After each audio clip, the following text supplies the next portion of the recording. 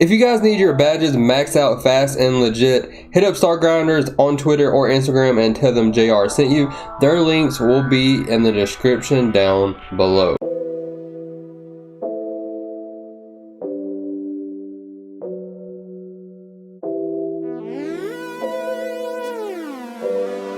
Give me the green light.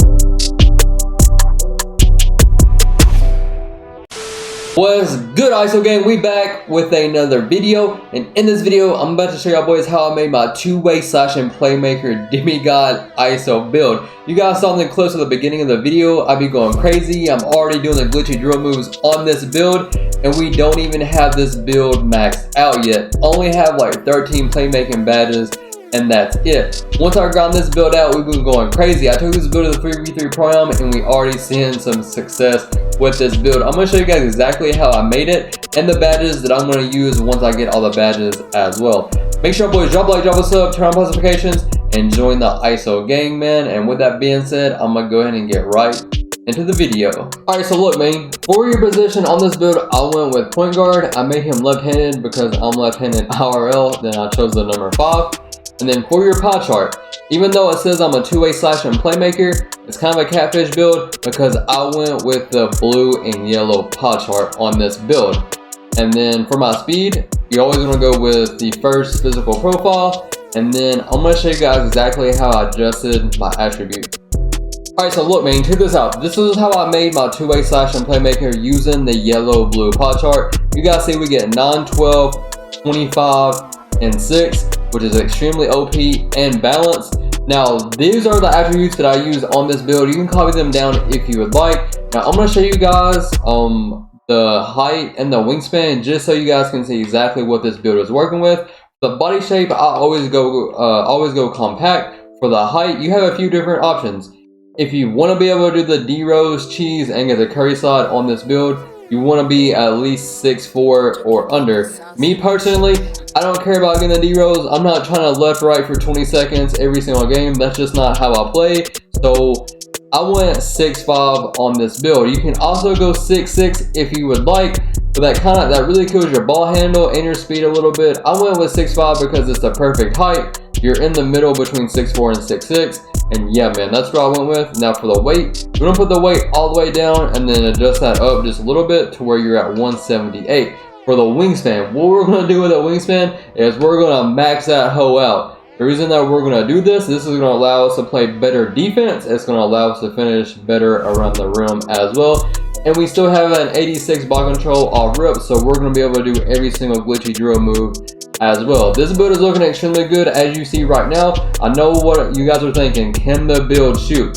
So we're gonna have a 65 3 ball off rip, plus we're gonna have 12 shooting badges, and I'll show you guys the best shooting badges that you're gonna need to be able to shoot with this build. But you can shoot with any 3 ball on this game as long as you have your badges, your hot spots, plus you mastered the timing on your jump shot. That's what's going to be able to make this build even more OP. If you're a skilled player and you can time your jump shot and go crazy, no one's going to be able to guard you. This is, in my opinion, one of the best ISO builds on the game, and we're still going to be able to play good defense. You can guard ball with this build as well.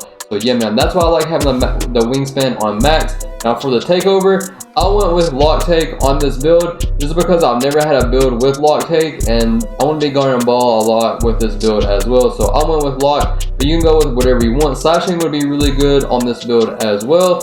Playmaking is okay this year. Like, you can catch some ankles, it's really dope, but half the time I feel like playmaking takeover doesn't work. I wouldn't go with shot creating takeover on this build, but that's just me. But I chose lock. Now, once you complete the build, you guys will see that it's kind of a catfish build, like I said, because it comes out of the two-way slash and playmaker. It's kind of dope because even though you get the two-way in your name, you don't have any Hall of Fame defensive badges.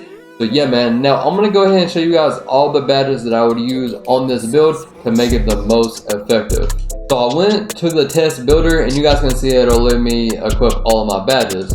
So for my finishing, this is what I would go with. A lot of people don't know it, but Limitless Takeoff is super OP because it basically allows you to like start your dunk animations from the free throw line. I'd also go with Slowly Finisher to help me, you know, avoid contact around the rim. And for the last one, I'd probably go with Posterizer on Bronze. You don't really need that many finishing badges on this game, especially if you have a high dunk and layup rating. And I also wanted to mention that off rip you get contact dunks on this build as well. Now for the shooting, what I would do for my shooting to be the best is I would go with Hot Zone Hunter. Make sure you get your hot zones as well. I would go with Sniper, and then Mike Wang is saying that eventually Limitless Spot Up will be patched to where it acts as range extender. So I'd also put this on gold as well once they get that fixed. These 3 badges plus your hot spots, plus your jump shot timing with no meter and your jump shot boost, you're going to be sparking up with this build. You just got to trust. Now you're going to have 3 upgrades available left. I would either go with Catch and Shoot on gold, or I would go with Stop and Pop so you can shoot better off the dribble as well.